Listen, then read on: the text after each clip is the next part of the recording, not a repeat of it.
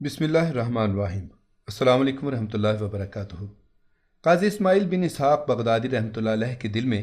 غریب الحدیث جیسی لاسانی کتاب کے مؤلف علامہ ابراہیم بن اسحاق حربی رحمۃ اللہ علیہ کی ملاقات کا شوق پیدا ہوا، تو اس نے پیغام رساں کے ذریعے انہیں اپنے ہاں تشریف لانے کی دعوت دی۔ حضرت امام ابراہیم حربی رحمۃ اللہ علیہ کو ان کی ملاقات سے انکار تھا، نہ ہی آر تھی، لیکن چونکہ وہ عبد صالح تھے، انہیں حکام کے درباروں میں آنا جانا پسند نہ تھا، نہ ہی ان کے پاس اتنا فالتو وقت تھا کہ وہ اسے صرف کرنے کے لیے ان کے ہاں چلے جاتے۔ اگر وہ ایسا کرتے تو فقہ و حدیث و تفسیر، ادب، لغت کی بے مثال خدمات سر انجام نہ دے سکتے۔ علاوہ ازیں انہیں اس بات سے بھی چڑ تھی کہ حکام اپنے دروازوں پر دربان بٹھا کر اندر فرعون بن جاتے ہیں اور ان کے اندر تکبر و فرعونیت موجزن ہو جاتی ہے۔ اس لیے انہوں نے جواب دیا کہ میں اس قاضی سے ملاقات کرنا پسند نہیں کرتا جس نے اپنے دروازے پر دربان بٹھا رکھا ہے۔ قاضی اسماعیل بن اسحاق جو کہ بذات خود ایک بہت بڑے محدث اور فقیہ تھے اور قدر زرگر شناس و قدر جوہری کے مصداق اہل علم و فضل کے قدردان تھے، اور ہم چومہ دیگرے نیست جیسے احساس برتری سے مبرہ تھے، وہ امام ابراہیم حربی جیسے یگانہ روزگار محدث اور فقیہ لغوی اور ادیب کی ملاقات کی خاطر ہر قربانی دینے کو تیار ہو گئے۔ انہوں نے فرمایا، میں اپنے دروازے سے دربان اٹھا دیتا ہوں اور وہ جو کچھ فرمائیں میں اس کی تعمیل کرنے پر تیار ہوں۔ جب امام حربی رحمۃ اللہ علیہ کو معاصرت سبب المنافرت سے پاک اور خلوص و ولہیت سے معمور قاضی اسماعیل کی آرزو ملاقات کا عزم معلوم ہوا تو آپ نے ملاقات کرنے کی حامی بھر لی اور بغداد تشریف لے آئے۔ سیدھے قاضی اسماعیل کے در دولت پر چلے آئے۔ جب اس کے کمرے میں داخل ہونے لگے تو آپ نے دروازے پر اپنے جوتے اتار دیے اور قالین پر برہنہ پا چلتے ہوئے میزبان سے بغل گیر ہوئے۔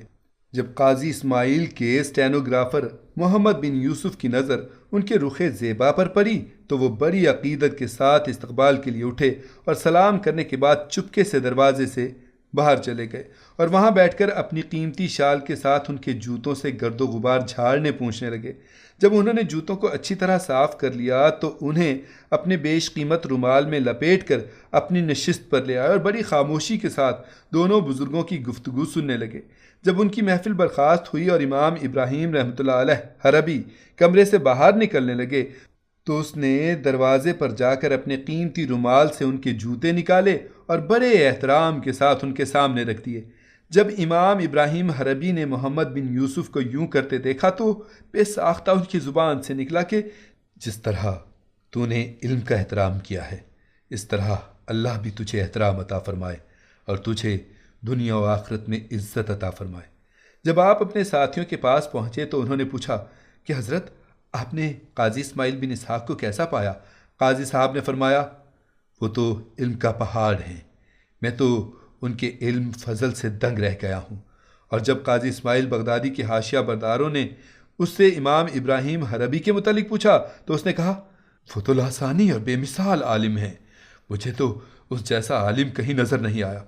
جب اللہ تعالیٰ کسی عالم کو حقیقی عالم بنا دیتا ہے تو اس میں تواضع و فروتنی آ جاتی ہے اور وہ خود ستائشی سے منہ موڑ لیتا ہے اور اپنے آپ کو دوسروں سے چھوٹا اور دوسروں کو اپنے سے بڑا سمجھنا شروع کر دیتا ہے۔ اور جب کوئی عالم اللہ کی درگاہ سے دھتکارا جاتا ہے تو وہ اشتہارات پر اپنے نام کو نمایاں اور سب سے اوپر دیکھنے کا خواہش مند بن جاتا ہے اور وہ لوگوں کی نگاہوں میں اتنا ذلیل ہو جاتا ہے جیسے وہ کوئی کتا ہے یا خنزیر، بلکہ ان سے بھی بدتر۔ محدثین کرام پر اللہ تعالیٰ کروڑوں رحمتیں برسائے، وہ امام ابراہیم حربی اور قاضی اسماعیل بغدادی کی طرح ہی ایک دوسرے کی خوبیوں کے معترف ہوا کرتے تھے، ان میں باہمی حسد نام کو بھی نہ تھا، اس لیے اللہ ان کی دعائیں سنتا اور قبول کرتا تھا۔ چنانچہ عرش عظیم کے مالک نے محمد بن یوسف رحمۃ اللہ علیہ کے حق میں امام ابراہیم حربی رحمۃ اللہ علیہ کی دعا قبول کر لی اور اسے اس عدالت کا قابل احترام جسٹس بنا دیا اور اسے اتنی عزت بخشی کہ وہ عزت و اقبال کی منزلیں طے کرتے ہوئے پوری مملکت اسلامیہ کے چیف جسٹس بن گئے اور لوگ ان کی عقل و دانش کی مثالیں دینے لگے۔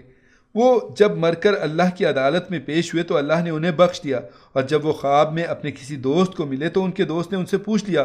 کہ بتا تیرے ساتھ تیرے رب نے کیا معاملہ کیا؟ تو انہوں نے جواب دیا، اللہ نے میرے بارے میں عبد صالح ابراہیم حربی کی دعا قبول کر لی اور مجھے بخش دیا۔ اللہ تعالیٰ امام سہل بن عبداللہ تشتری پر رحم فرمائے۔ انہوں نے کیا خوب فرمایا کہ لوگ اس وقت تک خیریت سے رہیں جب تک علماء اور عادل حکمران کا احترام کرتے رہیں گے، اور اگر وہ ان کا احترام کریں گے تو اللہ ان کی دنیا اور آخرت سنوار دے گا،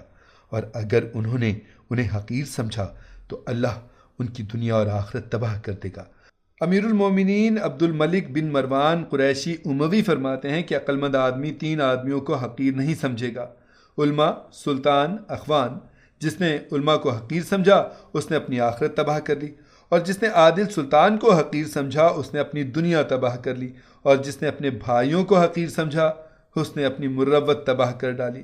امیر المومنین ہارون رشید ہاشمی عباسی نے اہل علم و فضل کو اپنے گھر میں کھانا تناول کرنے کی دعوت دی۔ جب وہ کھانا تناول کر کے اپنے ہاتھ دھونے لگے تو ہارون الرشید نے خاموشی سے نابین عالم ابو معاویہ کا ہاتھ تھاما اور بڑے احترام کے ساتھ کونے میں لے گیا اور چوکے پر بٹھا کر ان کے ہاتھ دھلوانے لگا۔ جب ہاتھ دھلوا کر فارغ ہوئے تو انہیں بڑے احترام اور خاموشی سے اہل علم کے ساتھ مجلس خاص میں بٹھا دیا، اور جب نشست برخاست ہوئی تو ان سے پوچھا: حضرت، آپ کو پتہ ہے کہ کس نے آپ کے ہاتھ دھلوائے ہیں؟ نابین عالم نے نفی میں جواب دیا تو ہارون نے بتایا کہ آپ کی اس خدمت کی سعادت بذات خود امیر المومنین نے حاصل کی ہے۔ انہوں نے فرمایا: آپ نے علم کا احترام کیا ہے، اللہ آپ کو عزت و احترام عطا فرمائے۔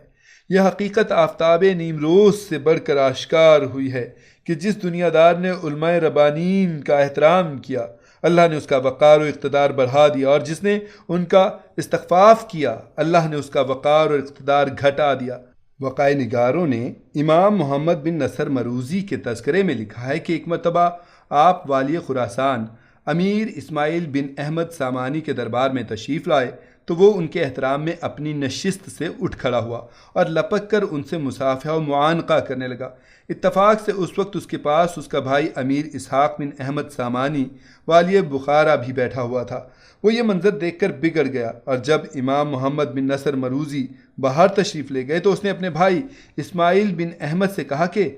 تو حاکم صبح ہو کر اپنی رعایا کے ایک فرد کا اس قدر استقبال کر رہا ہے، اس طرح تو تیرا وقار گھٹ جائے گا۔ جب رات ہوئی تو امیر اسماعیل بن احمد سامانی اپنی خوابگاہ میں سو گئے تو انہیں خواب میں حضرت نبی کریم صلی اللہ علیہ وآلہ وسلم کی زیارت ہوئی۔ آپ نے اس کے کندھے پر ہاتھ رکھ کر فرمایا کہ اللہ تعالیٰ نے محمد بن نصر کے احترام کی بدولت تیری حکومت اور پھر تیرے بیٹوں اور پوتوں کی حکومت کو استحکام نصیب فرما دیا، جبکہ تیرے بھائی اسحاق کی حکومت ختم ہو گئی کیونکہ اس نے محمد بن نصر کو رعیت کا عام آدمی سمجھ کر اس کا استخفاف کیا ہے۔ اگرچہ امیر اسحاق بن احمد سامانی بھی اپنے بھائی امیر اسماعیل کی طرح ہی امام محمد بن نصر مروزی کی طرف سالانہ 4000 درہم بھیجا کرتا تھا، لیکن وہ اپنے آپ کو ان کا محسن سمجھ کر کمحقہ ان کی عزت و توقیر نہ کرتا، جبکہ اس کا بھائی اتنا وظیفہ بھجوانے کے باوجود انہیں سر آنکھوں پر بٹھاتا اور دل و جان سے ان کا احترام کرتا تھا۔ اس لیے وہ حضرت رسول کریم صلی اللہ علیہ وآلہ وسلم کی بشارت کا زندہ ثبوت بن گیا اور دنیا و آخرت کی سعادتیں حاصل کرنے میں کامیاب ہو گیا۔ کتب تاریخ میں مذکور ہے کہ بلاد خراسان و افغانستان میں اس کی اور اس کی آل اولاد کی حکومت 129 برس قائم رہی۔